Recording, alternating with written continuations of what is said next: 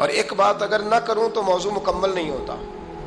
میرے نبی کریم علیہ السلام نے ایک دن صحابہ سے پوچھا بتاؤ بہترین عورت کون سی ہوتی ہے؟ کون ہوتی ہے؟ آکسفورڈ کی پڑھی ہوئی جی، پنجاب یونیورسٹی جس نے ایم فل کا مقالہ لکھا ہو، پی ایچ ڈی ہو جس نے پی ایچ ڈی کی ہو نمل یونیورسٹی سے، ایک کراچی یونیورسٹی کی ڈگری ہولڈر ہو کہ باہر سے ایم بی بی ایس کر کے آئی ہو، کون افضل ہوتی ہے؟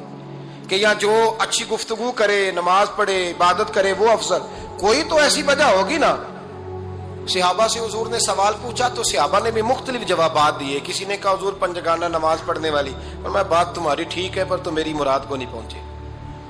ایک نے کہا یا رسول اللہ صلی اللہ علیہ وسلم پردہ کرنے والی، فرمایا بات تمہاری ٹھیک ہے پر تم میری مراد کو نہیں پہنچے. ایک نے کہا حضور با پردہ عورت، فرمایا بات تمہاری ٹھیک ہے پر تم میری مراد کو. حضرت علی کہتے ہیں بیٹھا میں بھی تھا بیچ، لیکن میں بھی مراد کو سمجھ نہیں پا رہا تھا، حالانکہ شہر علم کے دروازے کا نام مولا علی ہے. فرماتے ہیں اس وقت اللہ کی حکمت تھی کہ جواب کوئی اور دے. تو حضرت علی کہتے ہیں قد بھی میرا چھوٹا تھا، بیٹھا بھی میں پیچھے تھا، تو تھوڑی گردن اور جھکا کے نا تو میں نکل گیا اور فاطمہ کے حجرے میں پہنچ گیا. تو میں نے کہا فاطمہ حضور نے ایک سوال پوچھا ہے تو صحابہ جواب دے رہے ہیں پر حضور کہتے ہیں تم میری مراد کو نہیں پہنچے، ذرا جلدی سے جواب نہیں دیتی. تو خاتون جنت ہنس پڑی، فرمانے لگی میں جواب دوں؟ آپ کو بھی کہاں دیں جواب کا کیا؟ فرمانے لگے بتاؤ سب سے بہترین عورت دنیا کی کون سی، سب سے بہترین؟ تو جناب فاطمہ کہنے لگی سادہ سا جواب تھا، آپ لوگوں کو آیا کیوں نہیں؟ کہا چلو بتاؤ. جناب فاطمہ فرمانے لگی دنیا کی سب سے بہترین بیوی وہ ہے جس کو نہ کبھی غیر محرم نے دیکھا ہو، اور اگلے لفظوں پہ غور کرنا، نہ کبھی غیر محرم نے اسے دیکھا ہو اور نہ اس بی بی نے کبھی کو غیر محرم دیکھا ہو. یہ کوئی پڑتا نہیں کہ بی بی کہتی ہے جناب میں تو چہرہ ڈھام کے نکلی تھی، باقی میں دکاندار سب سے بات چیت کر آئی، سب کے چہرے دیکھ آئی. حضرت فاطمہ نے بتایا کہ تیری آنکھوں کا بھی پردہ ہے. اور وہ روایت وہاں الگ موجود ہے کہ حضور نے حضرت عائشہ صدیقہ ام سلمہ سے کہا کہ عبداللہ ابن مکتوم نابینا ہے تو پردہ کرو.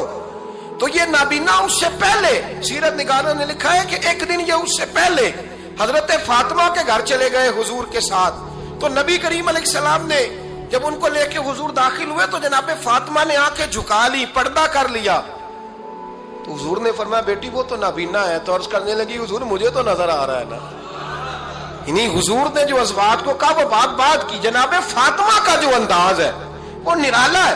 تو حضرت علی کہتے ہیں جناب فاطمہ نے جواب دیا کہ بہترین عورت وہ جس نے نہ کبھی غیر محرم دیکھا ہو اور نہ غیر محرم نے کبھی، وہ بی بی نے بھی کبھی غیر محرم بندہ نہ دیکھا ہو، دیکھا ہی نہ ہو اس نے. یہ پوائنٹ ذرا مشکل ہے، سمجھنے والا ہے. تو حضرت علی کہتے ہیں میں وہاں سے گردن جھکائی اور بیچ آ کے بیٹھ گیا، بات ابھی جاری تھی. حضور نے فرمایا آتا ہے کسی کو جواب؟ تو کہتے ہیں میں نے ہاتھ کھڑا کیا. میں نے کو حضور آتا ہے. تو حضور مسکرا پڑے، فرمایا چل بتا. میں عرض کی حضور بہترین عورت وہ ہے کہ نہ کبھی اسے غیر محرم نے دیکھا ہو نہ اس نے کبھی غیر محرم دیکھا ہو.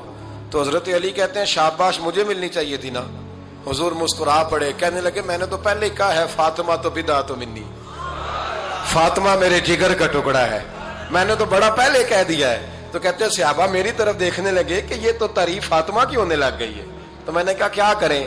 اس محبوب کو بتایا ہے جس کے لیے اللہ نے کوئی پردہ رکھا ہی نہیں، سارے پردے کھول دیے.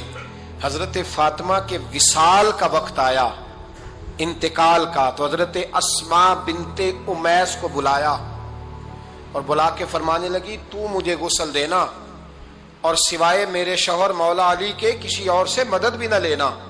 اور فرمانے لگی میں نے حبشہ کے بارے میں سنا ہے کہ وہاں جب بیویوں کا جنازہ اٹھتا تھا تو وہ لوگ چارپائی کے اوپر یوں کر کے اس طرح کر کے لکڑیاں لگاتے تھے، نیچے باندھ لیتے تھے اور لکڑی میں لچک ہو تو اوپر جا کے پھر اس کو باندھ دیتے تھے تو پردہ بن جاتا تھا.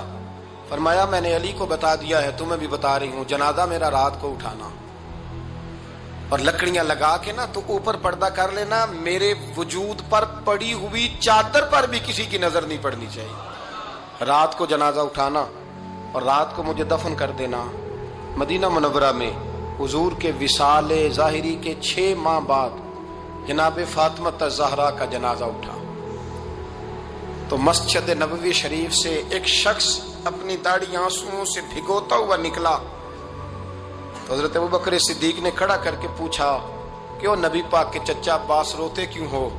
हजरत अब्बास कहने लगे पहले हुजूर गए थे, अब नबी पाक की तस्वीर भी चली गई। क्या हुआ? का जनाब फातिमा का विसाल हुआ। फिर से एक दफा मदीने में रात आई, फिर से शाम हुई, फिर से जनाजा उठा। शेर खुदा अली उल मुर्तजा रदी अल्लाह ताला अन्हु ने, हजरत अब्बास ने, हजरत कुसुमुद्दीन अब्बास ने, हजरत अब्दुल्ला इब्न अब्बास ने तदफीन से फारिग हुए। एक रवायत है कि हजरत अब्बास ने जनाजा पढ़ाया और एक मुस्तनद रवायत है कि हजरत अबू बकर सिद्दीक ने जनाजा पढ़ाया। और जब जनाजा पढ़ा करके बाहर निकले तो हजरत अली शेर खुदा की आंखों में आंसू थे। इतने काली रोते क्यों हो? मानने लगे सिर्फ फातिमा नहीं गई, मुस्तफ़ा करीम की उम्मत के लिए दुआएं करने वाला एक बड़ा हाथ रुखसत हुआ है। एक बड़ा हाथ जनाब फातिमा ज़हरा ने 29 साल की उम्र मुबारक गुजारी।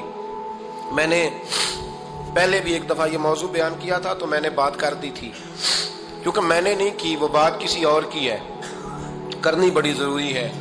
अल्लामा इकबाल कहने लगे, इसरारे बेखुदी में लिखने लगे कि फातिमा जो तूने किया है वो कोई नहीं कर सकता। इकबाल कहने लगे फातिमा जब तुझे देखता हूं ना तड़प उठता हूं। कहने लगे फातिमा मेरे रसूल करीम ने ना मेरे पाँव में शरीयत की जंजीरें बांध दी हैं, अगर मुझे शरीयत मना न करती, हुजूर पाबंद न करते तो मैं काबे का तवाफ न करता, तेरी कब्र का तवाफ करता। फातिमा तूने 29 साल में वो इनकलाब बर्पा किया, उम्मत पर वो रहमत की। अली के घर की है इज्जत, अली से सुनते हैं। नबी के घर की है इज्जत, नबी से सुनते हैं। वो जिसने मुअज़्ज़ज़ किया घराने को, हुसैन पाल के जिसने दिया जमाने को। और मेरे आला हज़रत फरमाते हैं सैयदा जाहिदा तय्यबा ताहिरा। कभी आप अगला फिक्रा सुने ने तो बरेली के इमाम ने हद कर दी, फरमाने लगे जाने अहमद की राहत पे लाखों सलाम। जाने अहमद कहते हैं नबी पाक की जो जान है वो सैयदा फातिमा है। और सिर्फ जान नहीं, ये वो वाली हुजूर की जान है जिससे नबी पाक सुकून हासिल करते, राहत हासिल करते हैं। जाने अहमद की राहत पे। और इसका एक तर्जुमा यह है कि नबी पाक की जान को सुकून हजरत फातिमा की वजह से मिलता। जाने अहमद की राहत पे लाखों सलाम। और हजरत हसनैन करीमैन का जिक्र करते हुए फरमाते हैं आप ततहीर से जिसमें पौधे जमे। हजरत फातिमा के बारे में कुछ रवायतों में ये आता है कि औरतों की तरह उन्हें हैज निफास नहीं आता था, अल्लाह ने पाक पैदा फरमाया। और मौला अली तो पहले ही पाक है, तो फरमाते हैं ये जो बच्चे हुए ना ये आब ततहीर से जिसमें पौधे जमे। ये बरेली के इमाम की मोहब्बत है सैयदा फातिमा से और हसनैन करीमैन से।